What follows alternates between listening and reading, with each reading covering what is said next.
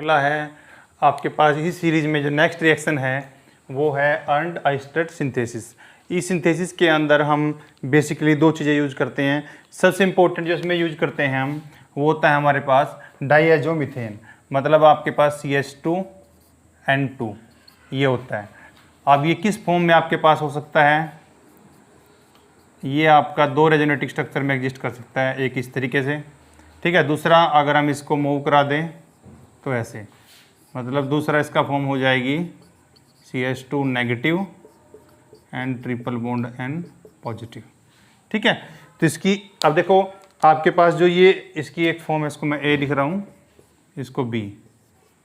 अब एक आपका नेगेटिव कंटेनिंग कार्बन है तो मतलब ये एज ए न्यूक्लियोफाइल एक्ट कर सकता है। दूसरे में आपका इस एंड पे यहाँ पॉजिटिव है तो यहाँ पे इलेक्ट्रोफाइल की तरह एक्ट कर सकता है, ठीक है। तो आपका डाईएजोमीथेन जो कंपाउंड होता है, डाईएजोमीथेन वो मिक्सचर होता है इस कंपाउंड का, मतलब आपका दोनों तरीके से काम कर सकता है, एज ए इलेक्ट्रोफाइल भी और एज ए न्यूक्लियोफाइल भी। एक और इसमें साथ में चीज़ यूज करते हैं हम, कोई भी आपका हेलोजिनेटिंग रिजेंट यूज करते हैं, जैसे इसमें ये आप लेते हो तो इसको आपको कन्वर्ट करना होता है इसमें, तो उसके लिए आप हेलोजिनेटिंग रिजेंट यूज करते हैं। हमारे पास बहुत सारे हैं, PCl5 है जिसको हम ये इस काम के लिए यूज कर सकते हैं, ठीक है। PCl3 है, सिंपल HCl भी ये काम कर सकता है आपका, ठीक है। और आपके पास SOCl2 हो सकता है, SO2Cl2 हो सकता है, वो भी हेलोजिनेटिंग एजेंट ही होता है आपका। और ऑक्जेलाइल क्लोराइड हो सकता है आपके पास, ठीक है, जो ऑक्जेलिक एसिड का डेरिवेटिव होता है। इसको यूजुअली स्वान ऑक्सीडेशन रिएक्शन में भी यूज किया जाता है। और एप्पल्स रिजेंट भी यूज कर सकते हो आप, PPS3 + CX4, ठीक है। यूजुअली ये रिजेंट आपका कोरेफेचर रिएक्शन के अंदर यूज किया होता है, जब भाई एक्शन आपको कराएंगे तो बता देंगे वहाँ पे, ठीक है। तो इस तरीके से आप बहुत सारे आपके पास ये रिजेंट होते हैं। इन सब का काम बेसिकली वही होता है कि आपका इस OH को रिप्लेस करके आपका यहाँ पे Cl लगाना, ठीक है। तो इन सब को हेलोजिनेटिंग रिजेंट हम बोलते हैं। तो ये मैंने आपको बेसिक बताया कि इनका क्या काम होता है। अब हम रिएक्शन करते हैं कि इस रिएक्शन को हम क्या बोलते हैं। इसी रिएक्शन के बीच में एक स्टेप आता है, उसको बोलते हैं वोल्फ रीअरेंजमेंट, ठीक है। उसके नाम से भी कभी रिएक्शन आ जाती है तो आपको वो बताएंगे। तो अभी मैं स्टार्ट करते हैं पहले कि आपका डाईएजोमीथेन से कैसे फर्दर प्रोसीजर रिएक्शन का होता है। ये डाईएजोमीथेन है हमारे पास, ठीक है, डाईएजोमीथेन है। तो अगर आपके पास डाईएजोमीथेन, जैसे मैंने आपको बताया, अगर एज ए इलेक्ट्रोफाइल का हम इसको यूज कर सकते हैं। एक एग्जांपल बताता हूँ आपको कैसे यूज होता है। जैसे ये आपके पास अब यहाँ एज ए इलेक्ट्रोफाइल एक्ट करेगा, ये इस पे लोन पेयर है तो न्यूक्लियोफाइल की तरह एक्ट करेगा, इस पे अटैक करेगा और ये आपका ऐसे इस टाइप से होगा। तो इस कंडीशन में आपका क्या हो जाता है, CH3 CO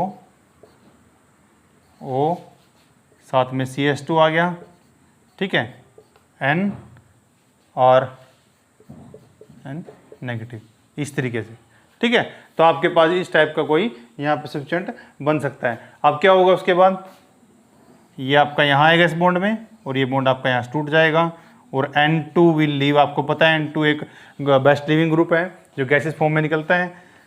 तो CH3 CO O CH2 negative, ठीक है, जो आपका नेगेटिव सॉल्यूशन से H पॉजिटिव लेकर के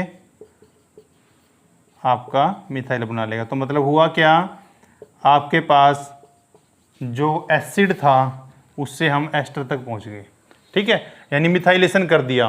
तो इस कंडीशन में ये ए का काम हुआ, मतलब एज अ इलेक्ट्रोफाइल एक्ट किया, ठीक है। अब हम देखते हैं जो इस रिएक्शन के अंदर इन्वॉल्व होता है, इस रिएक्शन में एज अ न्यूक्लियोफाइल एक्ट करता है, वो देखते हैं कैसे करता है।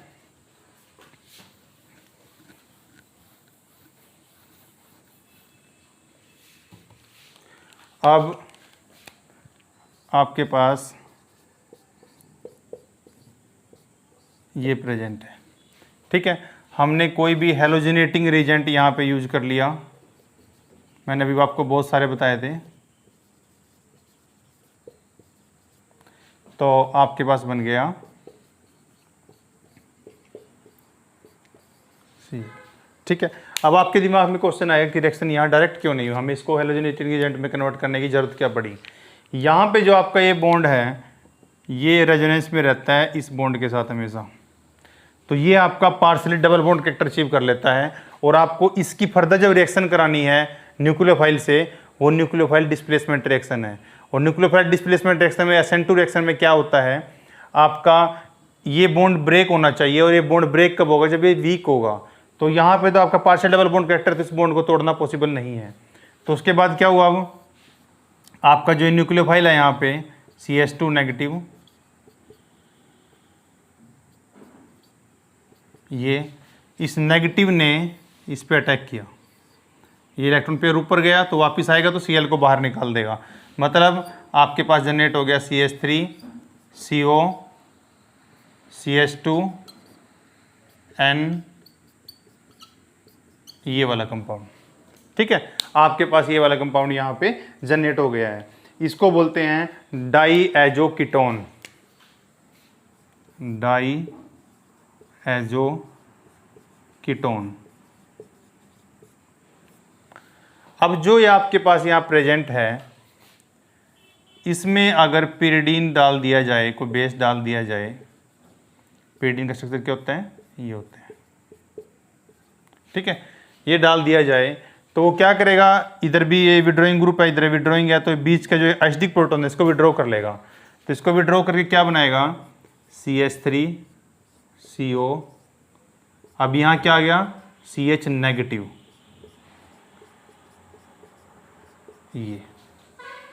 ठीक है, तो अब ये आपके पास जो स्पीसीज जनरेट हो गई यहाँ पे, इसमें क्या होगा, अब देखो ये आपका जो नेगेटिव है ये अपने इलेक्ट्रॉन पेयर यहाँ देगा।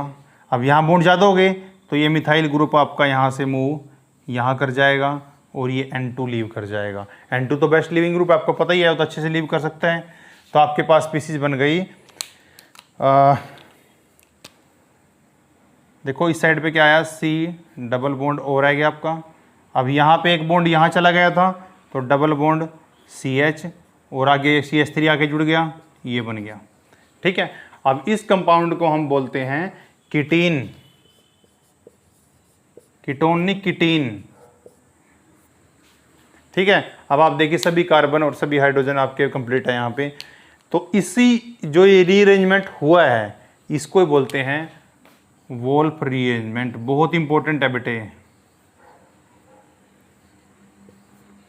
Wolff rearrangement. डाईएजो कीटोन से रीअरेंज होके बेस की प्रेजेंस में कीटीन का बनना, इसी को बोलते हैं वोल्फ रीअरेंजमेंट। ठीक है, इस स्टेप को सिर्फ वोल्फ रीअरेंजमेंट बोला जाता है। तो ये आपका, लेकिन अभी रिएक्शन ये पूरी कंप्लीट नहीं हुई, लेकिन ये आपका स्टेप कंप्लीट हो गया। तो डाईएजो कीटोन से कीटीन तक जाने के प्रोसेस को वोल्फ रीअरेंजमेंट बोलते हैं। इसको अच्छे से नोट कर लीजिएगा। अब फर्दर क्या होता है इस रिएक्शन में वो देखते हैं।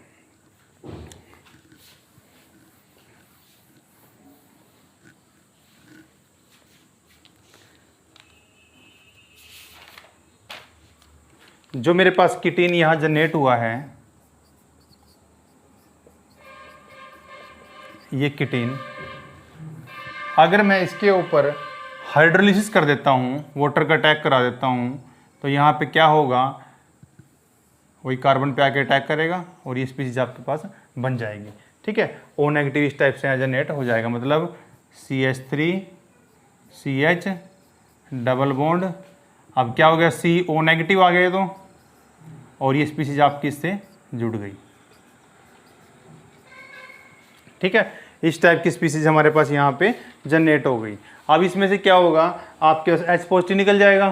ठीक है, ये H पॉजिटिव यहाँ से लीव कर गया और आपके पास स्पीसीज बन गई CH3 CH double bond CO negative और यहाँ OH बन गया। ठीक है, अब ये जब वापस आएगा नेगेटिव तो ये इस साइड मूव करेगा, ये बन गया आपके पास इनोलेट से टाइप सिस्टम जनरेट हो गया यहाँ पे। तो अब क्या होगा, ये नेगेटिव था आपका, यहाँ से H पॉजिटिव ले लेगा और आपके पास CH3 CH2 COH बन गया। अब आप देखिए आप कहाँ से चले थे, आप इस कंपाउंड से स्टार्ट किया था आपने। ठीक है, और आपके पास प्रोडक्ट क्या आया है, हमारे पास प्रोडक्ट आया है ये, ठीक है। अब इन दोनों कंपाउंड में क्या डिफरेंस है, सिर्फ ये एक CH2 एक कार्बन एक्स्ट्रा ऐड हो गया है। तो मतलब अगर आपको कभी भी किसी भी कार्बन में किसी भी एसिड स्पीसीज में कोई कार्बन स्पीसीज और ऐड करनी हो, एक कार्बन बढ़ाना हो, तो उसके लिए आप इस रिएक्शन को यूज कर सकते हो। ये रिएक्शन क्लोराइड में कन्वर्ट करोगे, उसके बाद वोल्फ्रीजमेंट होगा, उसकी हाइड्रोलिसिस करके आप ये कंपाउंड बना सकते हो। तो इसीलिए इस रिएक्शन को ये भी बोला जाता है होमोलोगेशन ऑफ सीरीज के काम आती है, होमोलोगेशन ऑफ सीरीज, ठीक है। अब इस पूरे स्टेप को कंप्लीट को यहां से लेकर के और यहां तक इसको बोलते हैं अनअसिस्टेड सिंथेसिस, ठीक है। तो इसके अंदर आपका वोल्फ्रीजमेंट भी यूज होता है, ठीक है। और उसके वोल्फ्रीजमेंट के बाद आपकी फर्दर हाइड्रोलिसिस होती है। तो अगर आपको एक स्टेप कार्बन कहीं अप करना है तो वहां पे आप इस रिएक्शन का यूज कर सकते हैं। तो ये आपके पास होगी अनअसिस्टेड रिएक्शन। और इस रिएक्शन में जो आपका जो एसिड बना है वो एक हायर सीरीज का बना है, मतलब ये एक 2 कार्बनिक एसिड था तो 3 कार्बनिक एसिड बना है। आप फर्दर इसी तरीके से इसमें कार्बन फर्दर ऐड कर सकते हो। तो आप इस तरीके से यहाँ कार्बन चेन अपनी इंक्रीज करते जा सकते हो, कार्बन चेन इंक्रीज होती रहेगी। तो ये आपके पास तरीका आ गया अनअसिस्टेड रिएक्शन से कि आप कार्बन को फर्दर इंक्रीज कर सकते हैं, ठीक है। तो ये आपके पास बेसिक यहाँ पे हो गया, ठीक है। ये हो गया आपकी अनअसिस्टेड रिएक्शन। और इसमें वोल्फ्रीजमेंट मैंने आपको बताया, ये दोनों बहुत इंपॉर्टेंट है, ये भी, और ये बाई नेम भी आ सकता है और बाई प्रोडक्ट में आपको ये भी गिवन हो सकता है, ऐसा कोई प्रोडक्ट बनाइए, ठीक है। या आपको कहीं भी बोल लेगा कि which of the following reaction will involve the formation of ketene, तो आपको तब भी पता होना चाहिए, ठीक है। तो ये इंपॉर्टेंट है। इसके लिए आपको मैंने बहुत सारे रिजेंट बताए हैं जो इसको हेलोजनेशन करा सकते हैं, इसकी OH2Cl में या किसी भी हेलोजन में कन्वर्ट कर सकते हैं। और डाई जो आपका डाई कीटोन है, मैंने उसके दोनों फैक्टर आपको बताए, वो एज ए इलेक्ट्रोफाइल भी एक्ट कर सकता है और एज अ न्यूक्लियोफाइल भी। तो इलेक्ट्रोफाइल और न्यूक्लियोफाइल दोनों की मैंने आपको रिएक्शन बताई है। इलेक्ट्रोफाइल जब एक्ट किया था तब उसने मिथाइलेशन कर दिया था यहाँ पे, और एज ए न्यूक्लियोफाइल जब यहाँ एक्ट करेगा तो डाइजोकीटोन बनाएगा जो बेस की प्रेजेंस में रीअरेंज होकर कीटीन बना देगा, और कीटीन की हाइड्रोलिसिस से आप कोई भी एसिड जनरेट कर सकते हैं। तो ये आपके पास नेक्स्ट रिएक्शन होगी अनअसिस्टेड रिएक्शन एंड वोल्फ्रीजमेंट।